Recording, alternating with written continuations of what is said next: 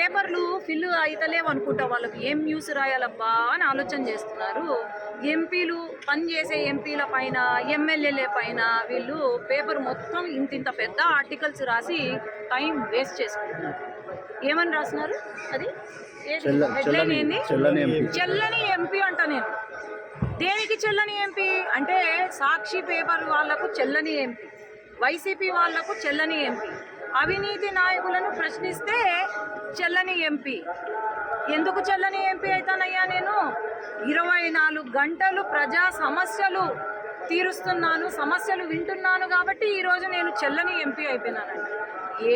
ఏమన్నా చల్లని ఎంపీ అయి ఉంటుంది, వాళ్ళు మిస్టేక్గా చెల్లని ఎంపీ అని రాసినట్టున్నారు. మరి ఎవరో మా నియోజకవర్గానికి వచ్చి అడగమనండి, తెలుస్తుంది. చెప్పమనండి, ఎక్కడ ఎవరు మా ఎమ్మెల్యేలు అందరూ బంగారుగా ఉన్నారు, బంగారు ఎమ్మెల్యేలు మా నియోజకవర్గంలో. మరి ఎక్కడా కూడా మాకు ఎటువంటి సమస్యలు లేవు. వీళ్ళు ఎందుకు ఇట్లా సృష్టిస్తున్నారో, నిజంగానే అదే సమస్య అయితే ఎంపీలకు పర్మిషన్లు అవసరం లేదు నాయన. సీఎం గారు క్లియర్గా చెప్పారు, ఎంపీలకు పర్మిషన్లు అవసరం లేదు. మేమేమి రాజ్యసభ లాగా నామినేటెడ్ పదవులు కాదు మావి. మేము ఇక్కడ ప్రజల చే ఎన్నుకోబడిన నాయకులం మేము ఎంపీలు. అర్థమైందా? ఎవరికి పర్మిషన్ అడగాల్సిన అవసరం లేదు అని ముఖ్యమంత్రి గారు క్లియర్ కట్ చెప్పారు. అసలు మీ ఎంపీలను చూసుకోండి ఫస్ట్. నిన్న ఏదో తిరుపతి ఎంపీ పాపము ఆడ రోడ్డు పైన పడి దొల్లుతున్నాడు.